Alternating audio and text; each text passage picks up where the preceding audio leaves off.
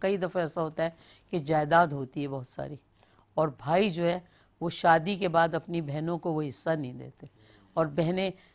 بہت کمزور ہوتی ہیں، ان کا حق ہوتا ہے، کیونکہ اللہ اور اس کے رسول نے یہ حق دیا ہے کہ جہاں بیٹے کا حصہ ہے باپ کی جائیداد میں، وہاں بیٹیوں کا بھی ہے، لیکن بھائی اور بھابیاں اس پہ قبضہ کر لیتے ہیں اور وہ بچی کو نہیں ملتا ہے، جبکہ اس کے حالات بھی ایسے ہوتے ہیں کہ اسے دے دیا جائے، یا تو ہو نا بہن بہت ہی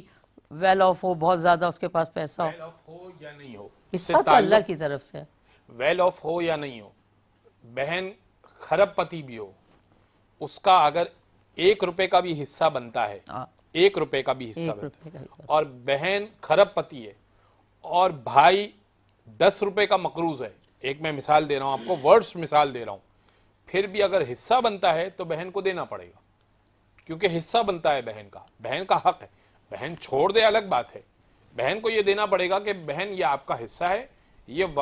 باپ کی جائیداد میں سے آپ کا اتنا حصہ بنا ہے، یہ آپ رکھ لیجئے، یہ آپ کا حصہ ہے، اور یہ دینا پڑے گا۔ اور یہ یاد رکھیے کہ وہ بھابیاں یا وہ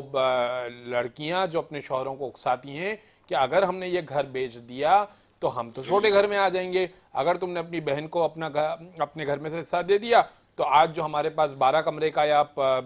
4 کمرے کا فلیٹ ہے، یہ تو 2 کمرے کا فلیٹ ہو جائے گا، پھر تو ہمارا چھوٹا فلیٹ ہو جائے گا۔ خبردار ان کو یاد رکھیے کہ یہ جو نمازیں روزے اس گھر میں کر رہے ہیں،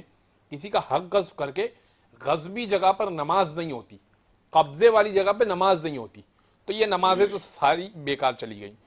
پھر جتنی بھی عبادتیں وہ وہاں پر کریں، مثال کے طور پر محفل میلاد رکھ لیں، مثال کے طور پہ وہ دسترخوان رکھ لیں، مثال کے طور پہ وہ کوئی اچھا کوئی بھی نیک کام کر لیں، قرآن خوانی رکھ لیں، ایصال ثواب کی کوئی مجلس رکھ لیں، وہ سارا کا سارا وبال ہے، 1 روپے کا ثواب ان کو نہیں ملنے والا، کیونکہ قبضے والی جگہ پر ہے۔ پھر میں نے عرض کیا تھا ابتدا میں،